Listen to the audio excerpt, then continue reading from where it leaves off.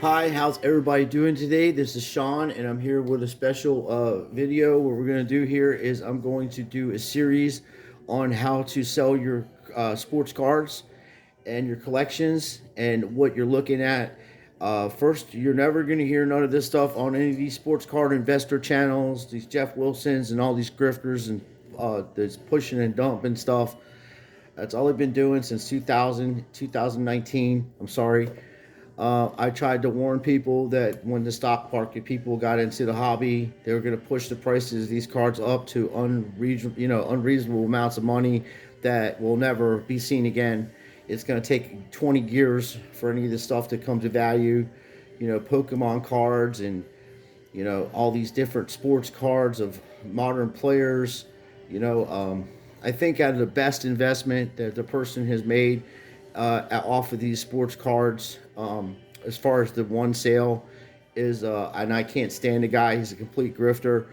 Is Vegas Dave? He did a good. He made a good investment on the Trout because I'm 50 years old and I've been watching baseball since I'm in the 70s, and there's only a few kind of special players like Mike Trout that ever come along, and he is definitely gonna break most of the records.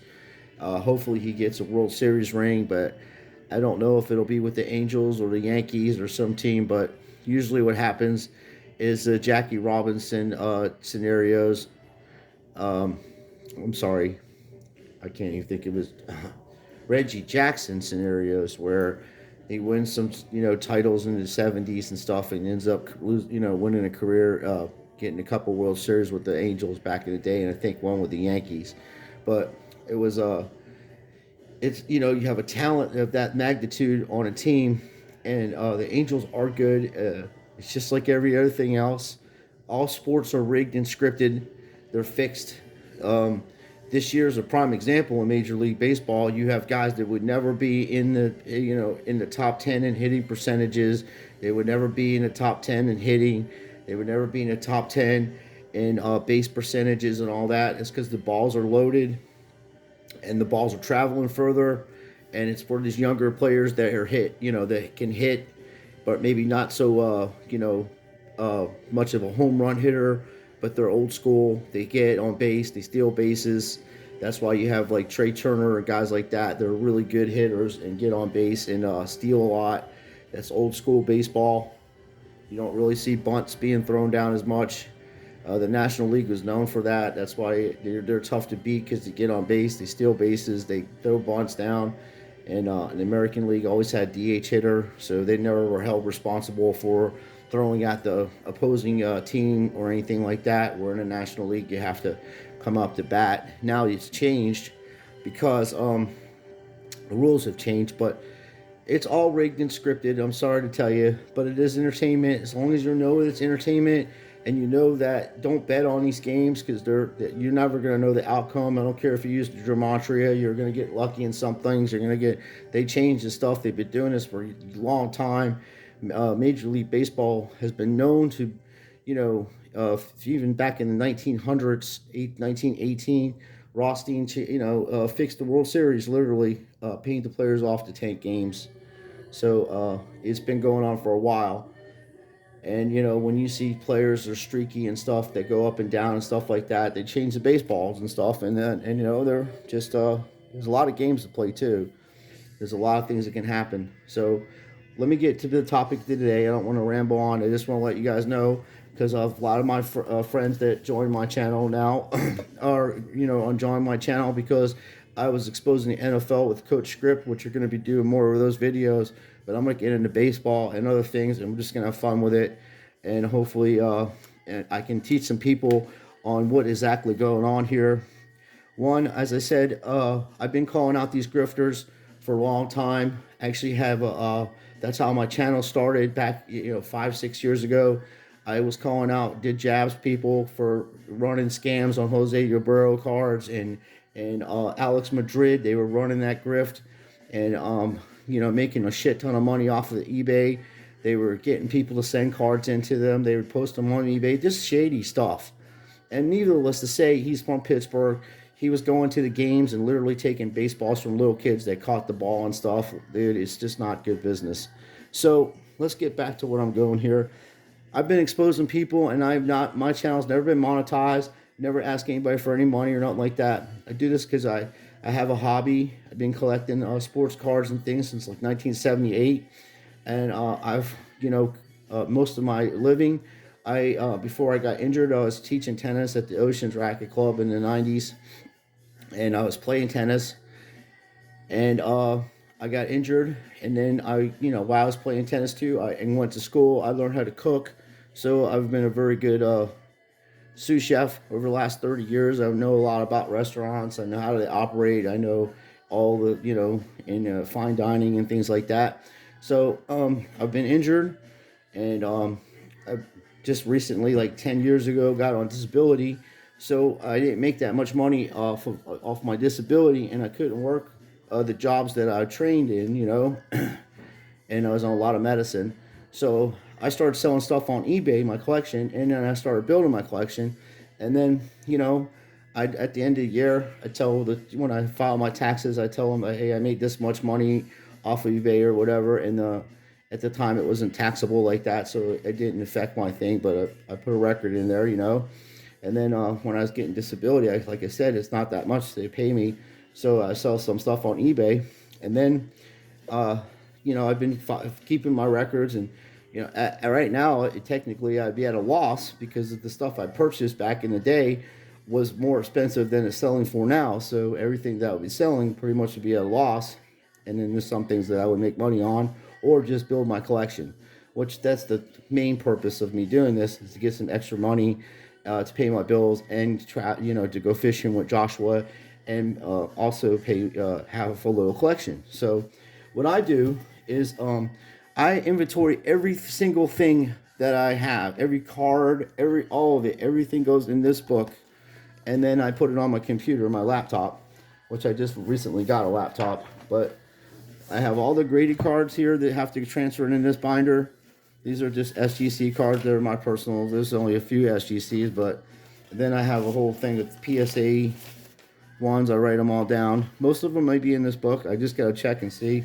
And then the GMA cards, they're a little lower end stuff, but we were using GMA to test and see if the grades were accurate to PSA. And I sent Patrick Mahomes rated rookie hollow into GMA. It came back a 9. I cracked it out of its case. I have a video of it on here, and it came back a 9 from PSA. So they're pretty accurate in my book about cards like that. But this is what I'm saying. No one's going to ever tell you this. This is the breakdown. I'm going to have to make a few videos on this. This is going to be part 1. But let me break it down to you. Let's say, hypothetically speaking, you buy a collection. Oh, let's do it this way. You buy a box at Walmart for $25, a blaster box. And out of the blaster box, you pay $25 for it, and you pull out this Vladimir Guerrero rated rookie card, or a Prism rookie. It's red, white, and blue rookie card, and it's numbered to 50. 3 out of 50, right? So you literally paid $25 for this card, and I can't get many sales on it, but the sales that I've gotten on it, the few that are ungraded, were around $279, and then there was one shady graded company that had it at 10, and then that sold for $800, and then a PSA 10 of this card sold for $1,200. This is recent times.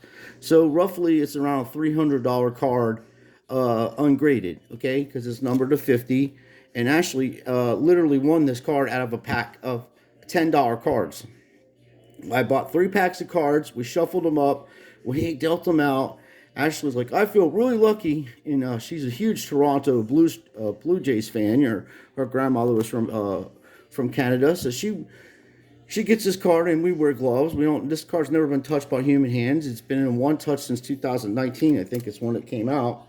So yeah, okay. So you got this pack of cards for $10, and you go ahead and post it on eBay, and you sell it for $300. Let's say you get $300. Okay.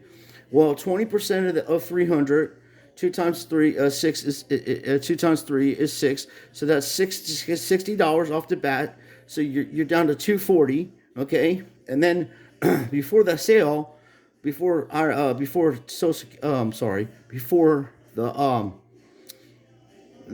eBay people take out their sale. You sold it for $300, so you have to take another 30% off of that. So 3 times 3 is 90. So you take $90 off of that for taxes, because 300 times 30% is $900.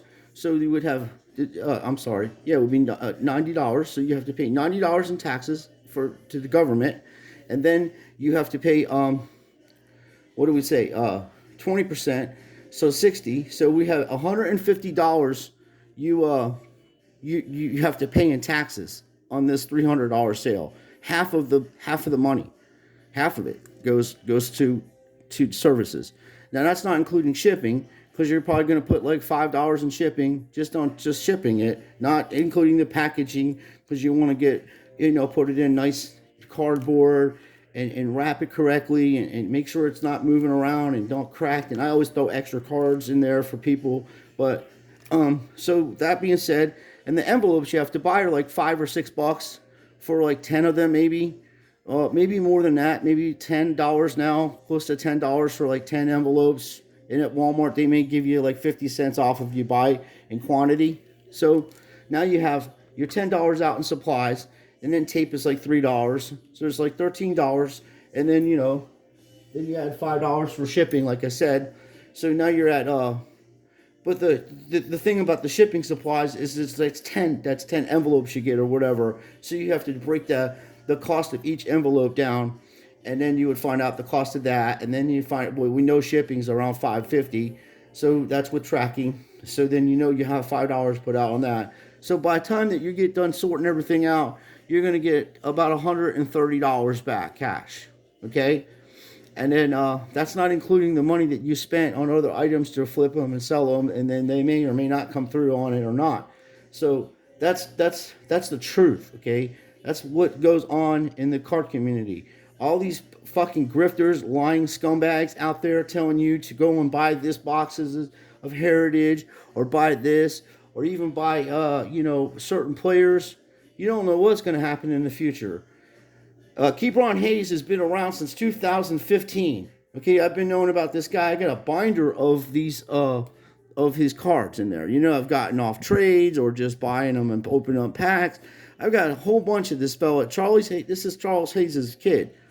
He is a good ball player himself. So, I've been keeping an eye on some of these players for a long time. And then all of a sudden, people are buying them up and telling you where to buy and all that. But when you go to resell these cards, you got to keep in mind everything that you sell. I don't care if you're selling in cash. Once you put that money in the bank, you have to pay taxes on it. I don't agree with taxes. Everybody knows that. You know how I feel about it. You shouldn't tax people on working wages. There should be taxes on goods that you buy and things of that nature, but your wages that you work, you should not be taxed on. It's not moral, and it's uncivilized.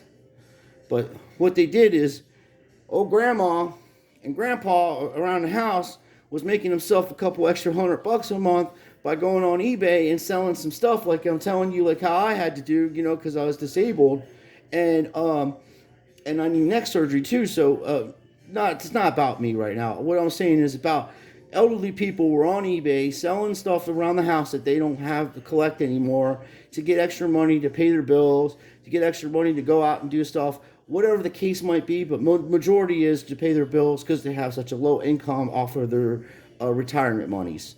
So, and then they can't work because there are some people who are up in age where they cannot work, and they're just disabled from age and working so hard their life. So now, if they make over $600 in a year off of eBay, they got to pay taxes on that, which is stuff that, how are you going to know how much you paid for something?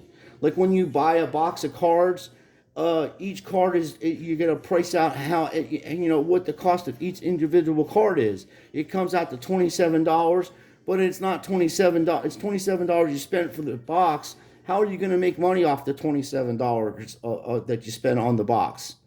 If you're selling each card for $2, like I seen some guy on the internet today telling people to sell cards on eBay for $2. Dude, by the time that you sell all that stuff, now you're definitely going to make over the certain criteria it is for. It doesn't matter. We're all going to do it. You're going to put money in the bank that you get a side job from or something, and you're going to have to pay taxes on it. Everybody agreed on that, so it's your fault. It's nobody else's fault. But it is the law, and I am a law-abiding citizen. I don't go around breaking laws, and that's why I was going after these assholes during the pandemic. I'm like, dude, these people are throwing around millions of dollars, hundreds of thousands of dollars, tens of thousands of dollars at these card shows. Where are they getting this money at? There's no taxes being paid on any of that. And it's not fair to people like us that do things the right way and pay taxes. And I make way less than these fucking grifters do. And if I was a grifter, I would never be in the situation I'm in right now, because I got enough stuff and I have enough experience to where I could have made millions of dollars off of doing this grift off these cards. Many, many years ago, decades ago, before anybody even knew what was going on, I'd have been all over this, which I just collect and sat back and watch these people do what they do and expose them. Even in real life, I'd call them out and, get in fights with people because they're fucking stealing people's shit off of them.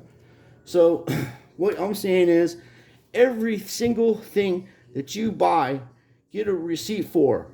And when you start going and listing your cards on eBay for $2 a piece and all that, you might as well just put lots together, dude. You might as well just say, get 20 cards and say $10 plus shipping or whatever it costs to send that many cards out, and try to do it that way.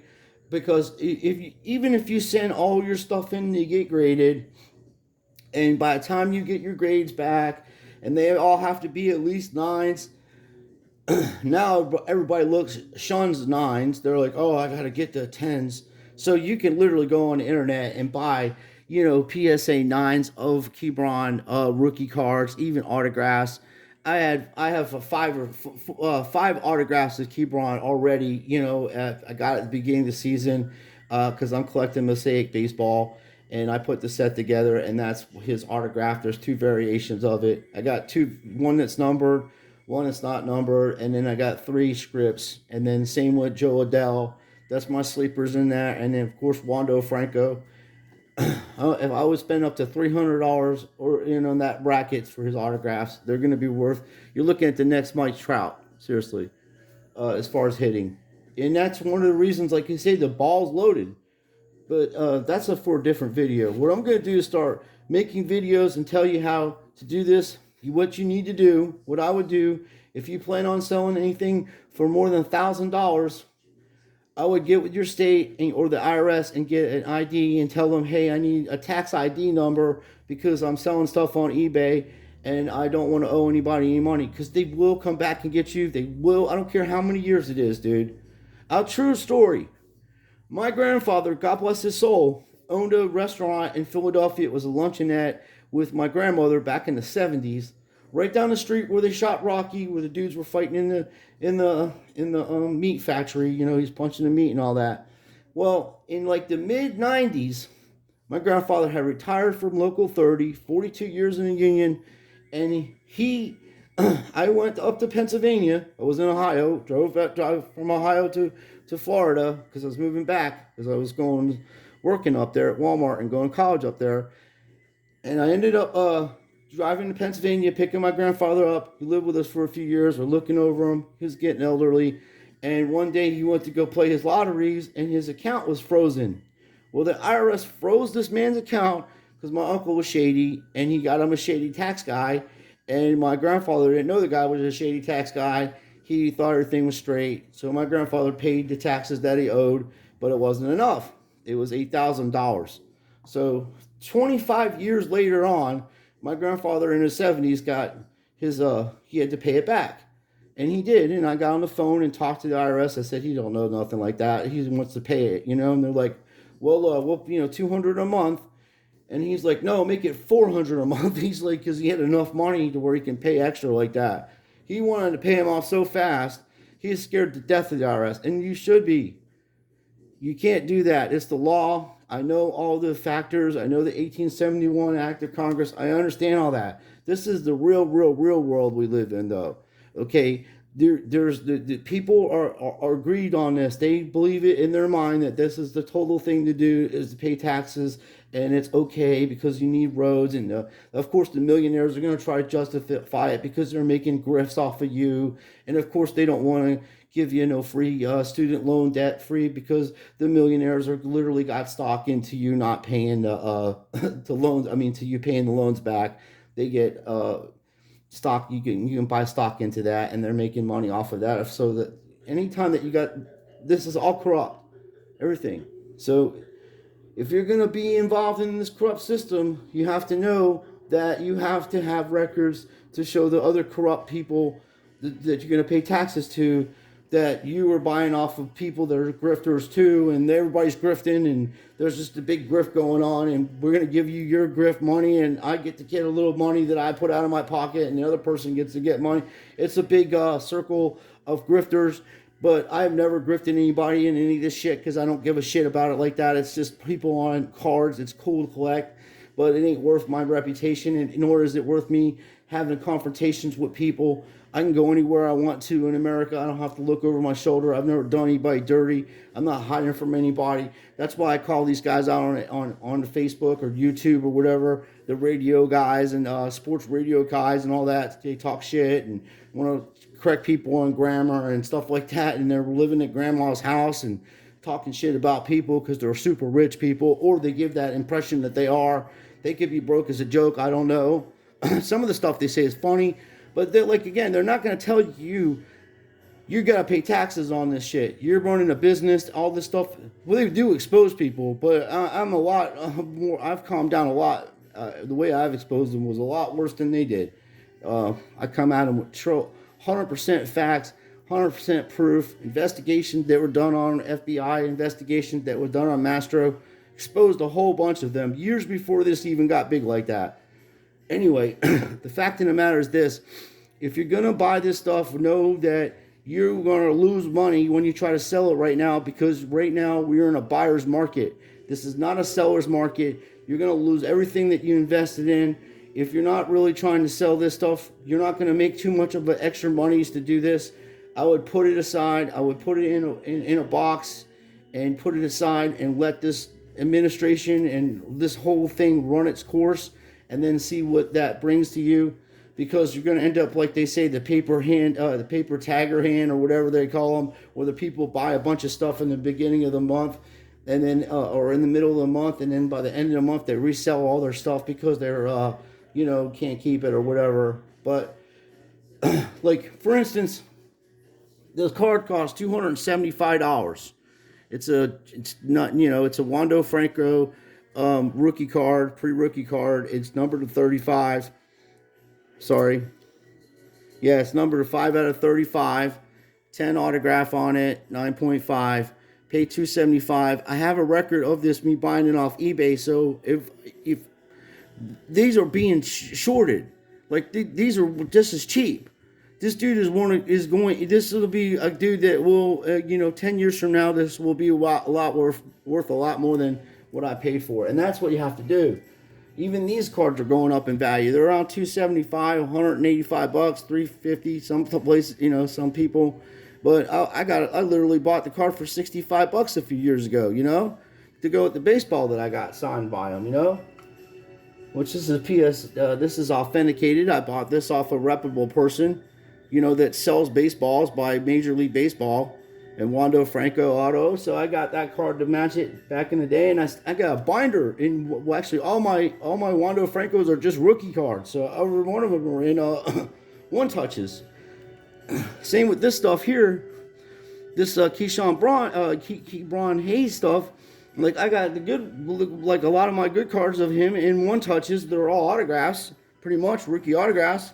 And then I wanted to go through one other thing with you, and we're going to talk more, like, in my next videos, about how we're going to break it down, what the cost is going to for selling stuff. I'm going to show you how I store my cards, and when I put stuff on eBay, how I sell it and stuff. But I'm just letting you know, it's over getting free money. These breakers, everybody, they're done. They're finished. You're gonna see some of these big channels. They're gonna get arrested, dude, for tax evasion. And I called it years ago, And the only other guy is this mingling guy, or he calling shit out too. He does the magic stuff, but I bought these. I bought these off the internet on bids.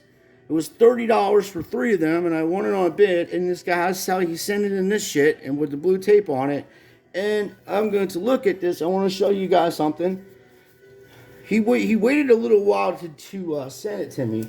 Anytime you're dealing with chrome cards, you need a pair of gloves, dude.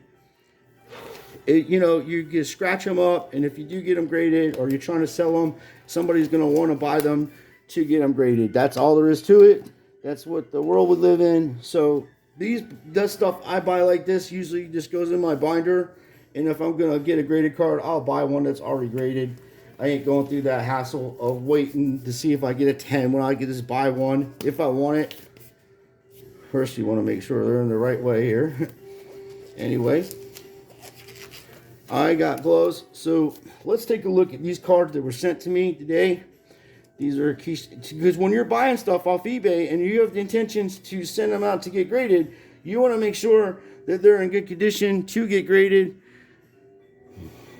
And right here, you can see in that there's an indentation, slight indentation here, slight indentation in that card, which was not in the description. Now, what happened is this guy probably bought this card, never took it out of the top loader, and just took a picture of it and resold it. That's what I'm thinking. The edges don't look too bad. There is a little top, this in a corner. This would be like an 8. And just because of that indentation here. And what I do is, the reason I'm showing you this is I change out these as soon as I get my new cards. Any card I get through eBay or anywhere I buy, I change out the penny sleeves. It's just a good habit to get into, and that gives you a chance to look at the card in more detail. So this one right here has a dent in it. Holy fuck. Sorry my language. I hope this is on the pennies. Oh my goodness. Sometimes there'll be something on the penny sleeve and it will look like there's something on the card, and we're going to hope that's the case here. Okay, there are scratches. You can see the scratches right here by his jersey and some up in here. Once again, if you was to get this type of stuff graded, it would come back like an 8, 8.5 because of these scratches. And we're not even looking at the corners or anything like that. There's a corner issue right there. You can clearly see that. And it could have been the way he shipped it. That's what's one of the problems is with shipping stuff in plain envelopes. Even in a protector, you can damage the corner. There's a corner off. And if there was no scratches here, that corner alone will make you a 9. So we're going to put a penny sleeve on that one also. The reason I'm showing you this is when you buy this and try to flip this shit, I'm really cool about this because this is going to go in my binder, but other people will not be cool about this. They will get their money back, and they may even get to keep your card. That's how eBay rolls with this shit. So it's not a seller-friendly environment right now. It's buyer-friendly because we're heading towards recession, and anybody's willing to spend money, they're going to listen to them. Oh man, this is really scratched up. You got scratches all in there, all in here. Not real bad up here. That's just some kind of imperfection in the card itself. But keep in mind, these are from 2015. And if these were, say, they weren't scratched up like that, they're selling for 30 to 50 bucks a piece. You know, just the way they are right now. Now, I could get more than the $30 I paid for them because each card's $10. I would just put it in a one-touch and tell them there's slight scratches and sell it for 20 with shipping. Or take 18 for it. You know, around there. Let them know there's scratches. But still, it is a first Bowman. It has value. And I have a binder literally of like 800 of these cards. And this is going to go in there with the rest of my other cards. The top teases I have. All the other shit that I'm not getting graded. There's for my own PC. But when you're buying stuff off eBay, make sure you check this stuff out. And I'm going to text him. I don't want my money back or nothing. I'm going to let him know, hey, next time that you sell stuff like this, I'm pretty cool about it because I'm putting it in my binder. Other people will not be cool about it. they will want their money back, and they will get their money back because you do not put in descriptions their scratches on the surface of those cards. Now, I know this video is like almost 30 minutes long. It's important I have to come through some of this stuff, and I'll go through these cards and let you know what I bought for and what we're going to sell them for, and some things on my PC and stuff like that. So I'll show you what I do, and hopefully it'll help you. But I'm telling you, as your friend and someone cares and loves you, you are not getting around not paying taxes. I don't know how you guys have been doing it for so long. It's important that you stick by the laws that are on the books until you get the laws changed. It is what it is. Like, I hate that saying. I mean, it literally is what it is in this case. The laws say you have to pay federal taxes, so you have to pay federal taxes. And you're selling stuff, you have to pay. You have to pay your share. That's as they say. I don't care what the rich people are doing. If they're not paying their taxes, they're going to get caught sooner or later. It's inevitable.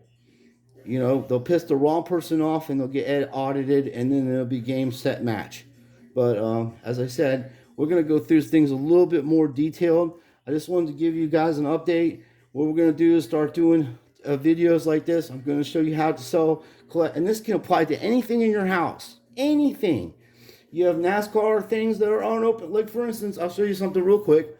Now, my brother-in-law gave me this, which is fucking cool, dude. And my man over there, Gray and Toys over there, my man Danny, he loves himself some NASCAR. And that's my buddy. And he knows that I think it's getting kind of rigged and scripted. And he'll even know we're buddies like that. I've never met the guy who's like, it ain't rigged and scripted, Sean. I'm like, I know. I'm seeing it looks scripted, dude. And he's like, oh, it ain't. And then we'll have that conversation. But then he'll show you some cool-ass toys he gets, like me, because I like toys too. But this has got a little opening in there, see?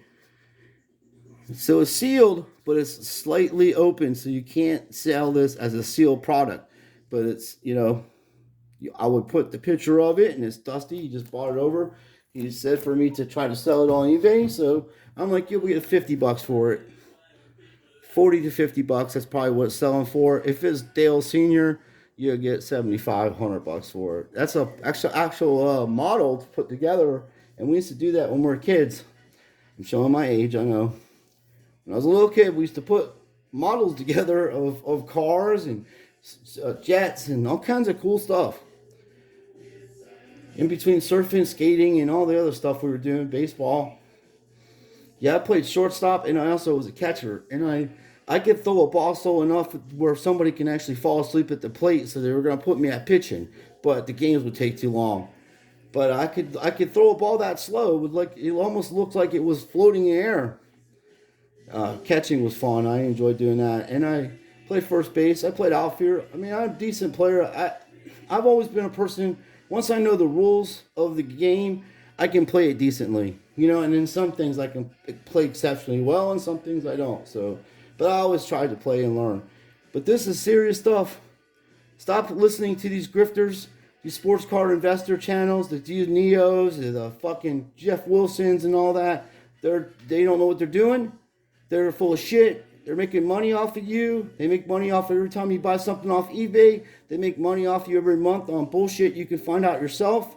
They're never going to tell you about taxes. They're never going to tell you about the ugly sides of sports cards and collecting and trying to flip this stuff.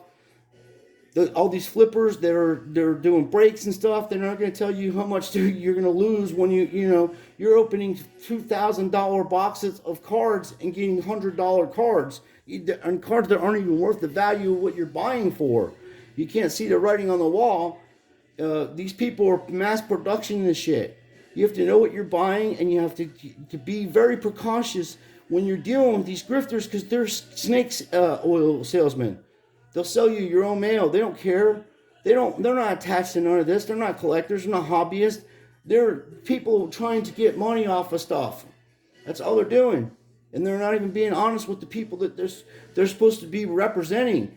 You're supposed to follow them for advice and help them. Oh, we're not giving you financial advice. You certainly are giving people financial advice. You're not even telling them that they have to pay taxes on their sales. You're a fucking scumbag.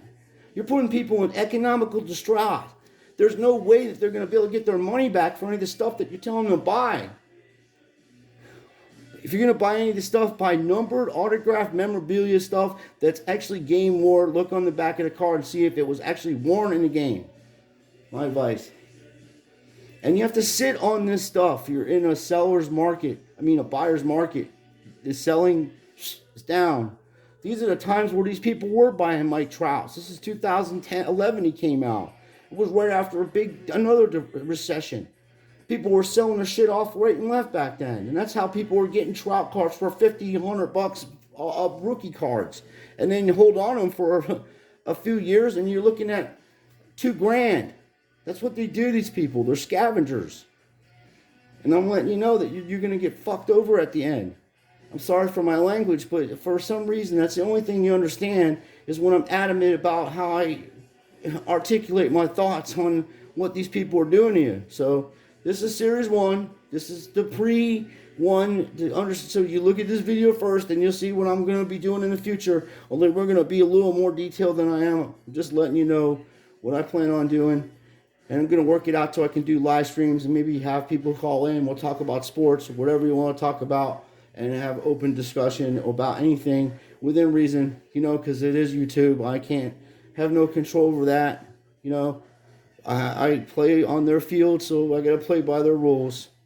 I've already had a couple warning shots fired over my bow this week. So I have to back off on stuff or I'm going to get economically destroyed.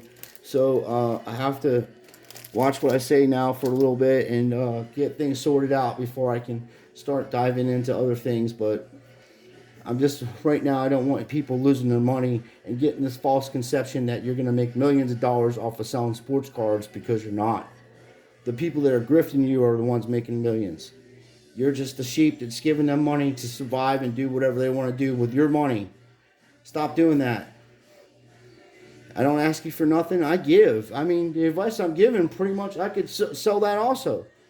But I don't need to sell it. Just because of my friends. And if I have friends like you guys out there, that if I'm doing something fucked up or I'm going to be in danger or something, please tell me. That's what friends do. They say, hey, don't do that. You're going to put yourself in a bad way. Or this is my, hey, you want to tell people that your friends, that you care about them, and not let them lose their money on bullshit and get grifted out of stuff when you can prevent it. So, that being said, we're going to call it evening for right now. And I just like to say I'm proud of the Pirates, the way they're playing. I've just been down this road many, many years ago. We just lost by 10 runs or more the other day, and then we win a 4-3 game. So I don't know what to think about what's going on, but I know when O'Neal Cruz comes up, that's when you're going to really see some fireworks go off. But the Pittsburgh Pirates never pay any of their players, and they lose all the good players to free agency. They've been doing that maneuver since 1991, and we haven't been in any type of threat since then. The 2013 playoff appearance was a fucking goof. So, and then you got it's just a minor league team playing in the major leagues, and everybody else uses the team for scouting pretty much. So, that being said, I'm not going to get my hopes up too much for the Pirates. It would be nice to see them win. If we get into playoffs, I'm definitely wanting them to win the World Series. Nothing else will be. It would make up for all the 30-something years of me watching them lose every single game and not jumping off the bandwagon. But my second favorite team, since they are, I call them little mini Pirates, is the Tampa Bay Rays. They have quite a few Pittsburgh Pirates that were playing over there, so I call them mini Pirates, and that's my second favorite team. I'm doing business like that. So thank you for watching, and let's go Pirates.